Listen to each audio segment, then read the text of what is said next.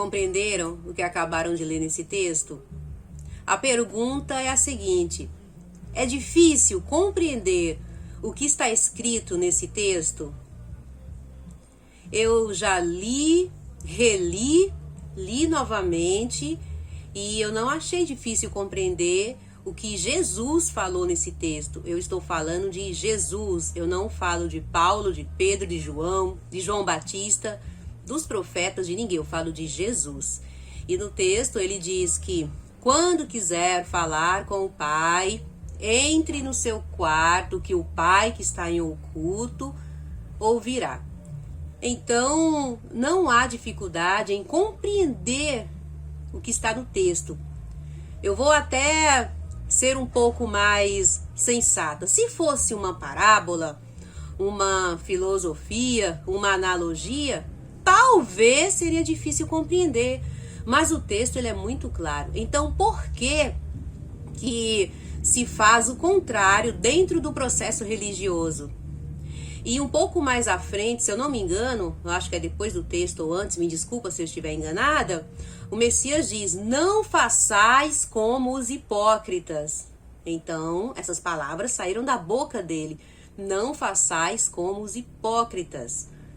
Então, quem faz o contrário do que ele falou, segundo o próprio Messias, está sendo hipócrita. Porque o Pai é onipresente, ele é onisciente, e nisso todos os evangélicos, os cristãos, acreditam também que ele é onipresente, ele é onisciente.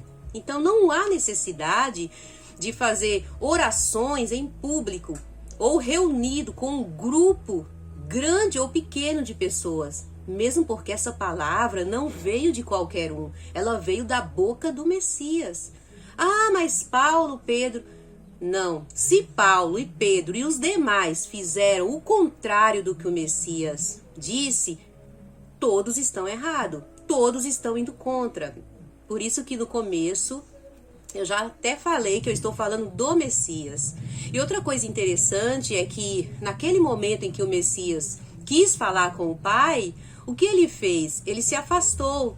Ele estava com os discípulos, os apóstolos, e ele foi para um local sozinho, reservado, e lá ele falou com o Pai. Eu não tenho lembrança, pelo menos eu ainda não li nenhuma passagem onde o Messias faz orações de cunho litúrgico, ritualístico e com um grupo de pessoas.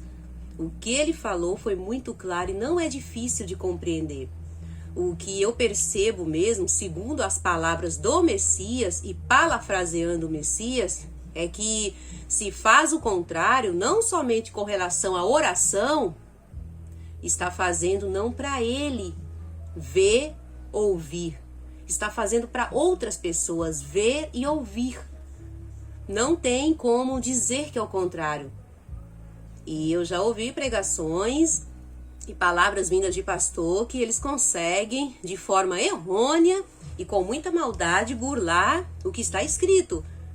Enganando, dizendo que não, o que ele disse é para não fazer para os homens, mas se for de coração, não.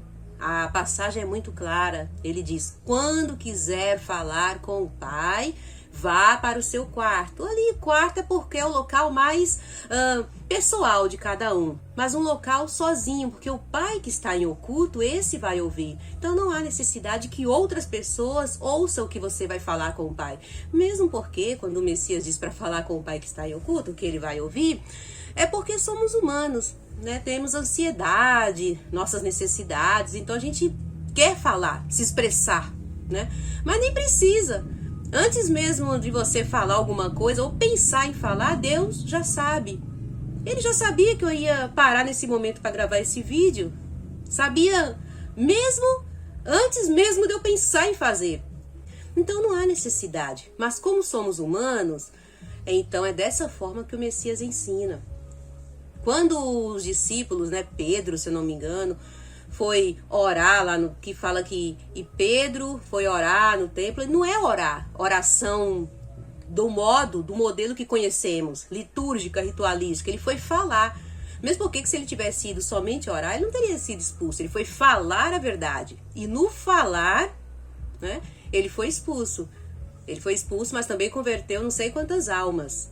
Então, o que eu percebo é que na religião cristã, estou falando da cristã, né, que é onde diz que fala as coisas verdadeiras de Deus, de Jesus, e é a que se coloca entre Deus e o homem, ou seja, através da religião, no caso evangélica, que a cristã é católica, da religião evangélica, que a pessoa tem o passaporte para ir para o céu. Então, o que eu percebo é que Jesus é muito citado, mas nada imitado. Cita bastante Jesus, mas não imita Jesus. Leia de novo e veja se existe complicação em entender esse texto.